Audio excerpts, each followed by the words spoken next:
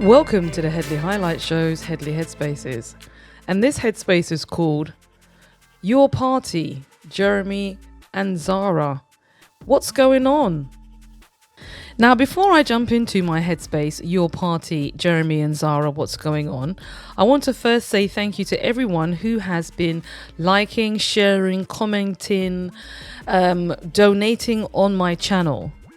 When I started my channel, back in February, basically, I had 62 subscribers and 34 videos. Now I've got 280 videos and I've got 2,050 subscribers. And I'm aiming to get to 2,100 subscribers. And then after that, 2,200, 2,300, 4, 5, 6, 7, 8, 9, 10, all the way up to 3,000. So with your support and help, I can do that. And also there's a facility called Hyping, whereby the more you engage, share, like, watch, I then get what's called hype points. So please do engage so I can go up the leaderboard in the hype points.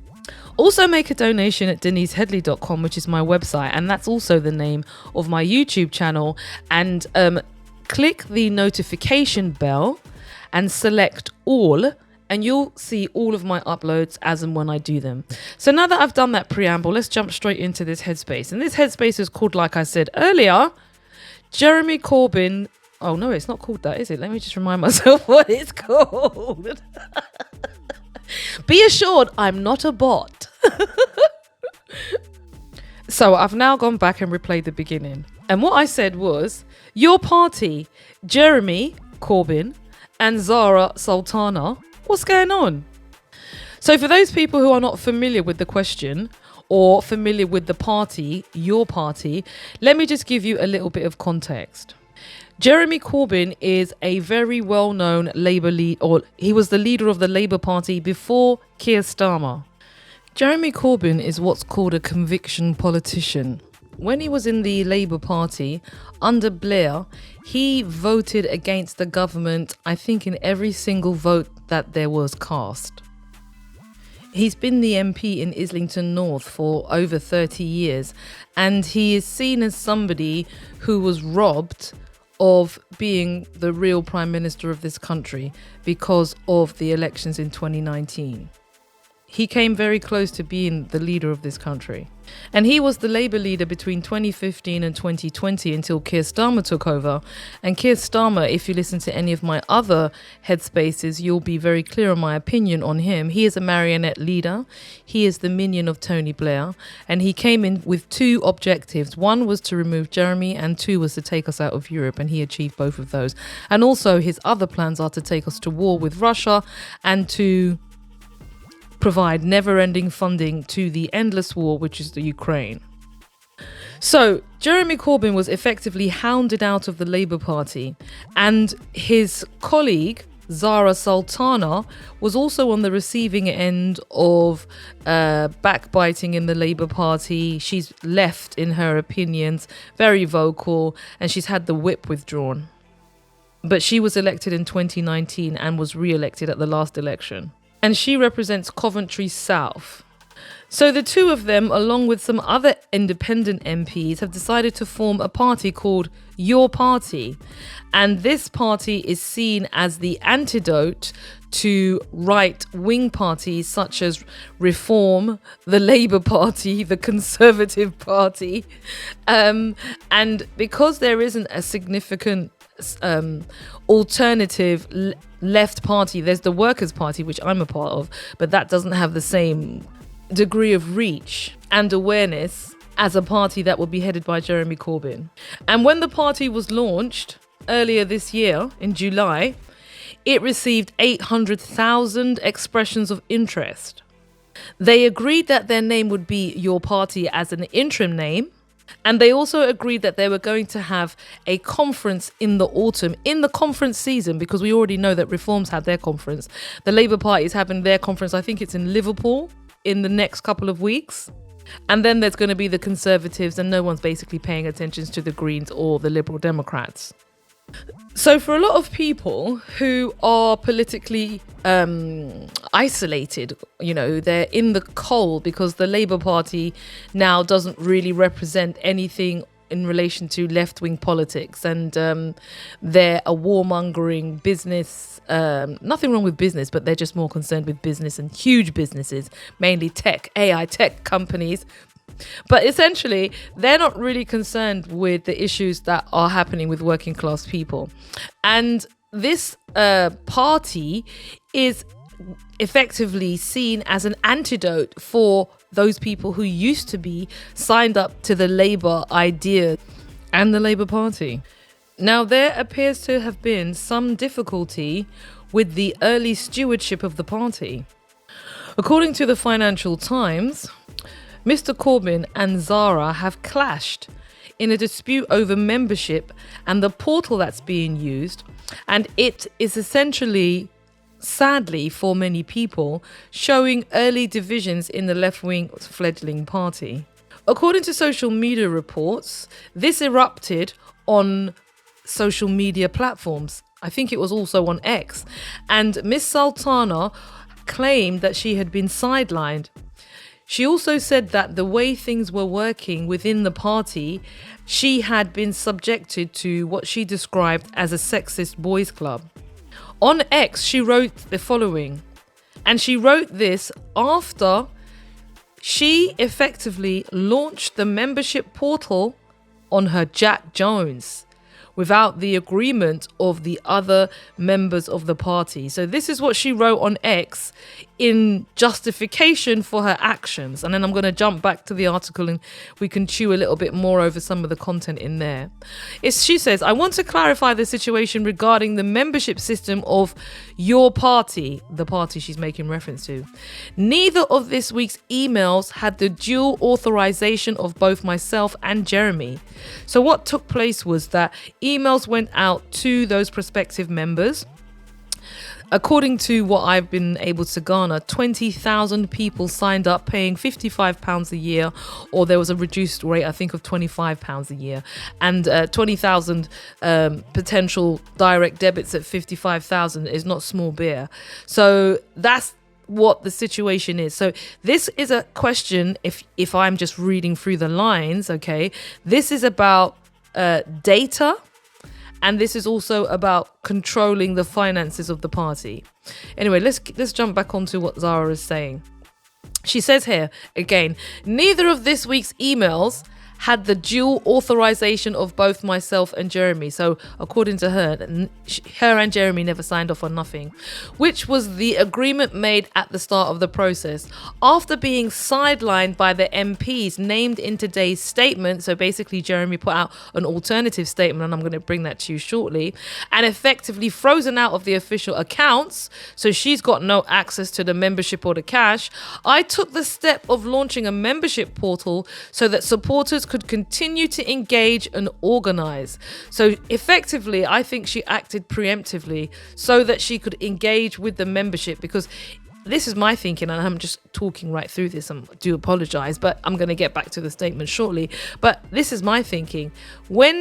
If you have got access to the data, you can continue to communicate. So irrespective of what happened, she still now has access to 20,000 people's names, contact details and that sort of thing. So, okay, there we go. This was in line with the roadmap set out to members on Monday, and is a safe, secure, legitimate portal for the party. Everyone who supports us should sign up now. So she's saying, look, sign up now.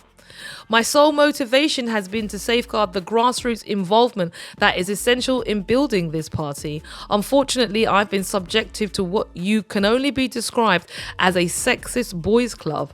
I've been treated appallingly and excluded completely.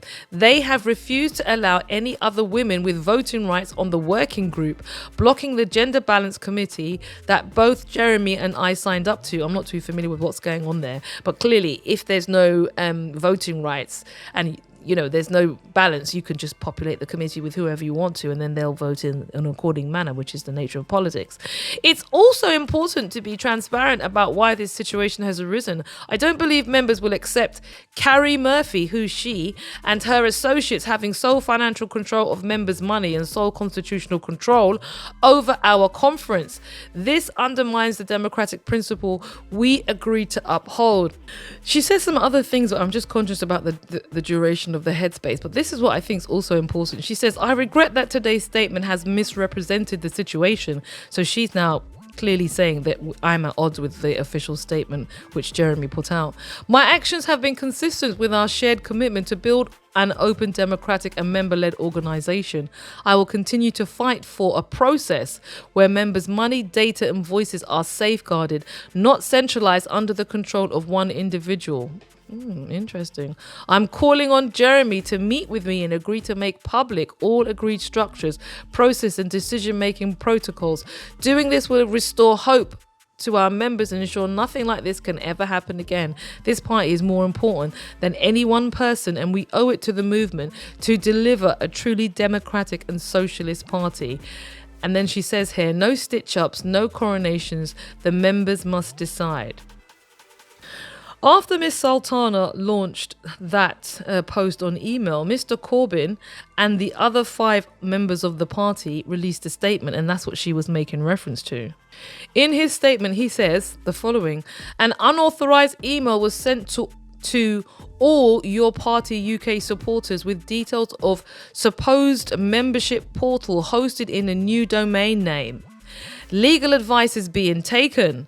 The email should be ignored by all supporters. If any direct debits have been set up, they should be immediately cancelled. So what that basically means is that he was at odds very clearly with what Miss Sultana was saying. And what I think is interesting, given my own background and knowledge of politics, is that you need to have control of the membership list. If you don't have control of the membership list, you don't have control of the party, because it's the grassroots that's very important. Yes, you have structures within a political party, but the membership and working with the membership is vital. If you don't have that support, there is no party. So he goes on to say, the agreed process was announced on the 1st of August. The independent alliance groups of MPs, so now there's a slightly different name, Jeremy, Zarah, Iqbal Mohammed, Adan Hassan, Sokat Adam and Anab Khan are stewarding and accountable for the foundation process of the new party, leading to an inaugural democratic conference in the autumn. He then goes on to say that that launched a roadmap earlier this week for mass regional assemblies, and they're hoping to have their conference soon. So clearly there is some fracture in the early beginnings of the party. And for me, this is very disappointing, primarily because I think I was heartened by the fact that such an important and well-known person who has the charisma and the, people see Jeremy Corbyn as someone who is genuine, a genuine person who cares about his constituency and the country. And somebody like that was starting a party. I think lots of people were feeling galvanized and excited by it. But this is very disappointing to see that this early type of fissure has occurred. And what I found, I'm not like broken or anything like that, but I am disappointed that this is the conversation that's taking place in relation to the party. And I would have liked it to be much more positive, because I think the combination of Zarah and Jeremy is such an important one, because the bridge between who they're speaking to, the connections they can make, is really, really important. And I think sometimes, I don't know what happened, but I do understand that patience in politics is difficult. I mean, I'm not even going into my own personal story, but the long and short of it is, it's very difficult to move things in a particular way. Even when they are moving, you still have to move in a kind of almost like a very slow and steady pace. And sometimes that can be frustrating. And it can also be frustrating if you're being, when you were doing things, you were at the center of conversation, and suddenly you're not there. So that makes things worse. So I don't know what's happened. I honestly hope that Zarah and Jeremy can find some way to bridge this gap, because I don't want there to be this break in what was going on, because it will always be dogging the party. It will always be there in the background. And even if people are working and mobilizing like that together, you will always have this question of, well, is it two parties as opposed to one? Because, there's a group that's interested in Zarah's issues, and then there's another group that's interested in moving with Jeremy. That to me needs to be broken down. And I just think in a way, the way in which the press has picked up on it, they're salivating at the fact that it's not working well. The establishment doesn't want a left-wing alternative to the Labour Party, because they know they've got a right-wing alternative to the Labour Party, which is the Labour Party. So they don't want anything to challenge that. And those votes could leach away from the Labour Party. So I think that the press are salivating over the fact that it's got early problems. But for someone who's an observer, I think Your Party is an important and interesting development on the political horizon. And I'm hoping that this dispute can be resolved.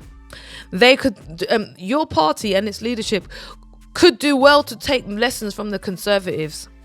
You might not like the Conservatives and their politics, but I tell you what, you need to admire their ability to govern and their duration of tenure.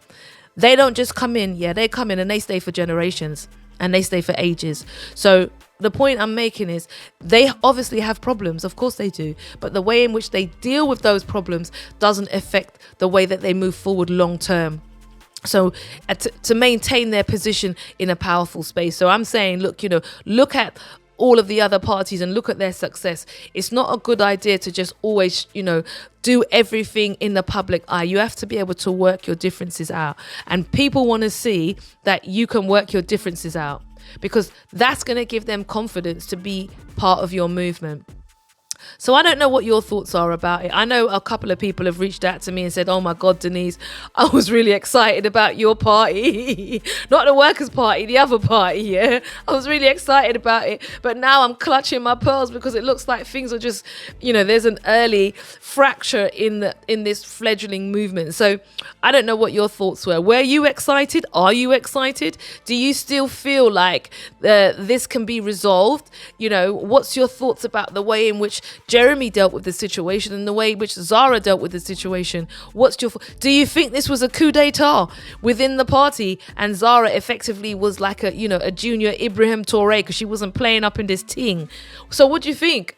I don't know. Give me your thoughts. Give me your opinion. Give me your 3 cities or your decline in Dora Price. You've been listening to Denise Headley's Headley Headspace, which is Your Party, Jeremy and Zarah. What's going on? Hope you liked it. Thank you for your listening here. Don't forget to make a donation at deniseheadley.com. Don't forget to like, subscribe, and help push me up the hype leaderboard. See you next week, and kata!